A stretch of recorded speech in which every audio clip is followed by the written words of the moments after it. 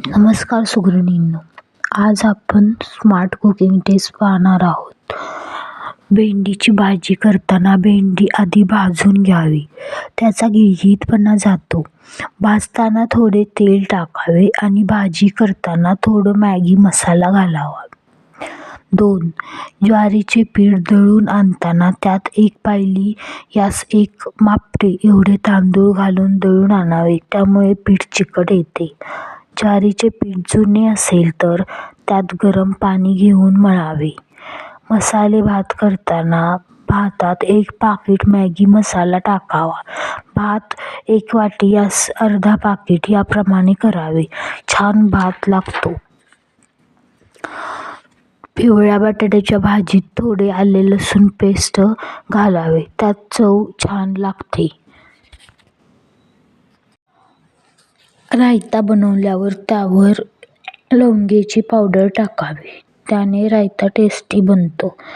जर तुम्ही गोड पदार्थ बनवत असाल तर त्यावेळी गुळाचा वापर करताना कढईच्या तळाला तूप लावा आणि मग गूळ भाजून घ्यावेत. गूळ कढईत चिकटणार नाही.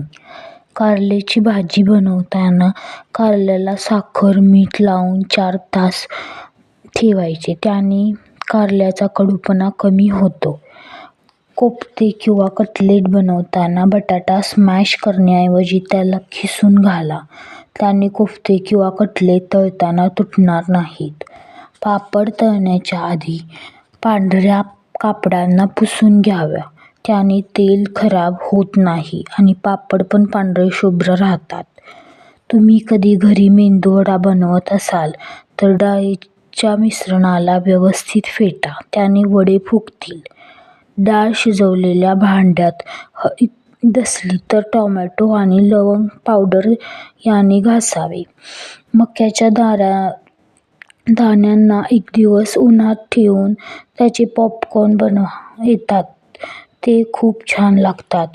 बारीक केलेला लाल मिरची पावडर, हळदी किंवा धनेपूड यात हिंग घालून साठवा, त्याने ते लवकर खराब होत नाहीत. कारल्याची भाजी बनवताना त्यात थोडी आमचूर पावडर घालायची, भाजीची चव उत्तम लागते. भाजी बनवताना तेल जास्त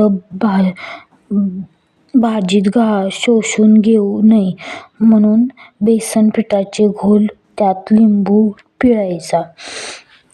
भाजी बनवल्यावर करपली असेल तर त्यात दही घालायचे, त्याने भाजीचा करपटपणा जाऊन भाजी चविष्ट लागते. तांदूळ लवकर खराब होऊ नये म्हणून त्यात मोठे मीठ घालून ठेवावे. कांद्याचा रंग गुलाबी हवा असेल तर कांदा तळताना अर्धा लिंबूचा त्यात रस घालावा. कोबी किंवा फ्लॉवर त्याचा वास निघून जाण्यासाठी ते उकळताना 8 ते 10 लसूण पाकळ्या मधून चिरून त्या पाण्यात टाकायच्या. तांदूळ शिजवताना लिंबूचा रस 2 थेंब घालायचा, त्याने तांदूळ मोकळा सुटसुटीत होतो. पॉपकॉर्न कुरकुरीत होण्यासाठी मक्यावर 1 तास आधी गरम पाणी शिंपडायचे. महिन्यातून एकदा मिक्सरमध्ये मीठ घालून फिरवल्यावर मिक्सरच्या भांड्यांना धार चांगली येते. तुमच्या घरात फ्रीज नसेल तर दूध उकळते वेळी त्यात वेलची पूड घालायची, त्याने दूध खराब होणार नाही.